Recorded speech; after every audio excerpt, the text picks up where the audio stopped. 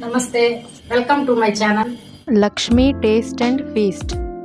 ఈరోజు నేను రొయ్యల నిల్వ పచ్చడి చేయబోతున్నాను.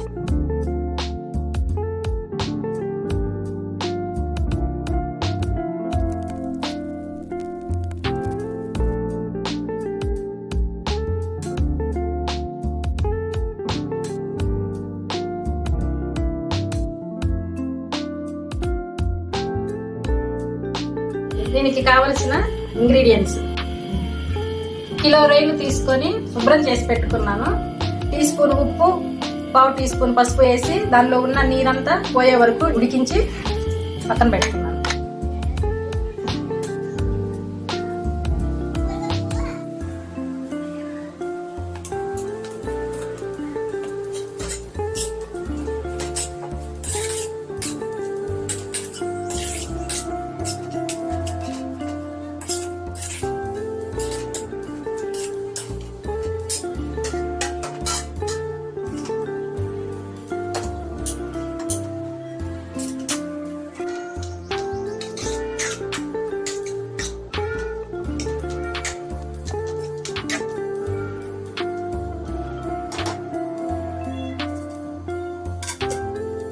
మసాలా తయారు చేసుకోవడానికి 2 టేబుల్ స్పూన్ ధనియాలు, కొంచెం దాల్చిన చెక్క, 4 లవంగాలు, 2 యాలకులు, వీటన్నిటిని ఒక బాండీలో వేసి దోరగా వేయించుకొని పొడి చేసి పెట్టుకోవాలి.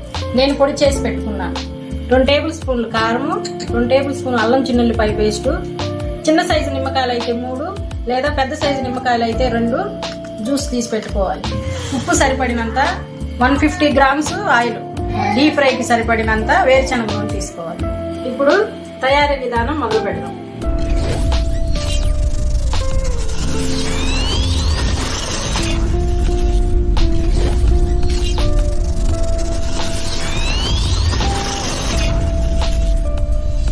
స్టవ్ ఆన్ చేసుకొని ఒక కడాయి పెట్టుకొని డీప్ ఫ్రైకి సరిపడా ఆయిల్ పోసుకొని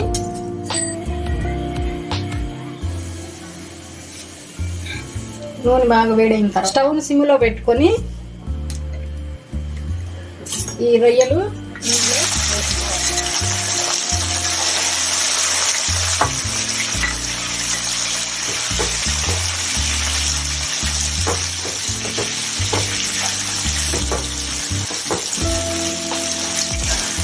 అడుగు అంటుకోకుండా గరిటెతో తిప్పుకుంటూ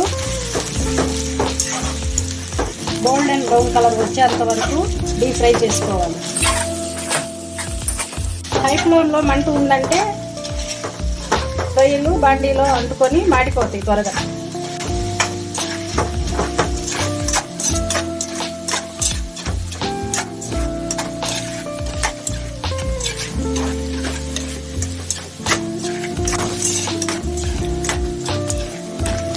మనకు కావలసిన గోల్డెన్ బ్రౌన్ కలర్లోకి వచ్చాయి చూడండి. ఇప్పుడు అల్లం చిన్నుల్లిపాయ పేస్ట్ 2 టేబుల్ స్పూన్లు తీసుకోవాలి. ఇది పచ్చి వాసన పోయేంత వరకు వేయించుకోవాలి.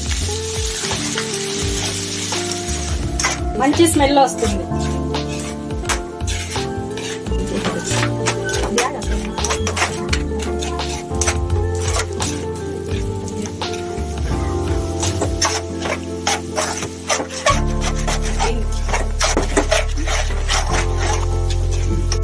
పచ్చి వాసన పోయేంత వరకు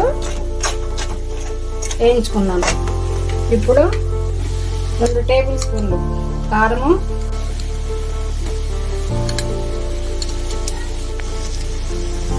మనము ఫస్ట్ రొయ్యలు పసుపు ఉప్పు వేసి ఉడికించుకున్నాం కాబట్టి కొంచెం 1 టేబుల్ స్పూన్ ఉప్పు వేసుకోవాలి. మనం వేయించి పొడి చేసి పెట్టుకున్న masala 1 table spoon,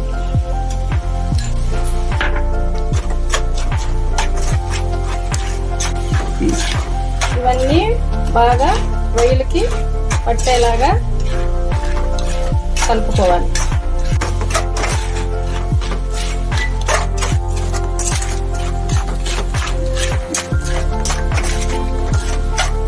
stove off చేసి పెట్టుకొని ఇది చల్లారిన తర్వాత నిమ్మరసం కలుపుకోవాలి.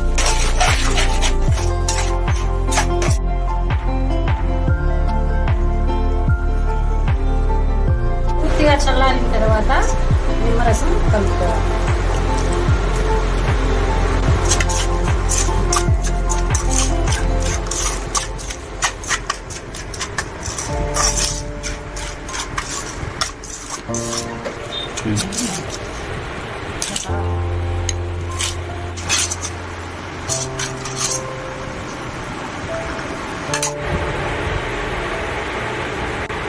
రొయ్యల నిలువ పచ్చడి రెడీ.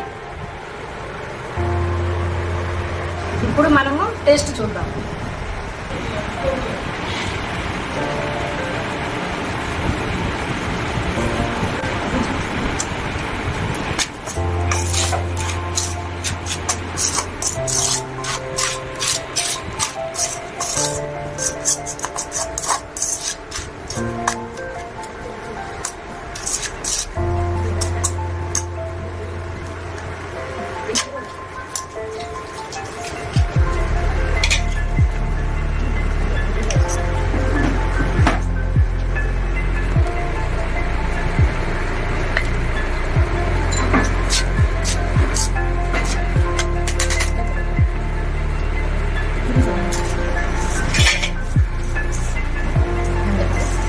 ఇలాంటివి చేతితో కలుపుకుంటేనే రుచిగా ఉంటుంది.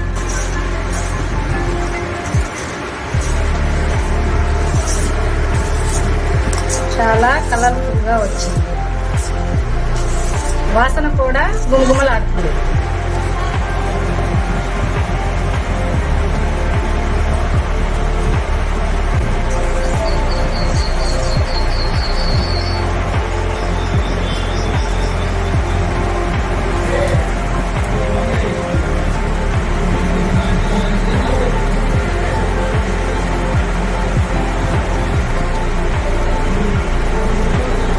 మీరు కూడా ట్రై చేసి ఎలా ఉందో కామెంట్ పెట్టండి.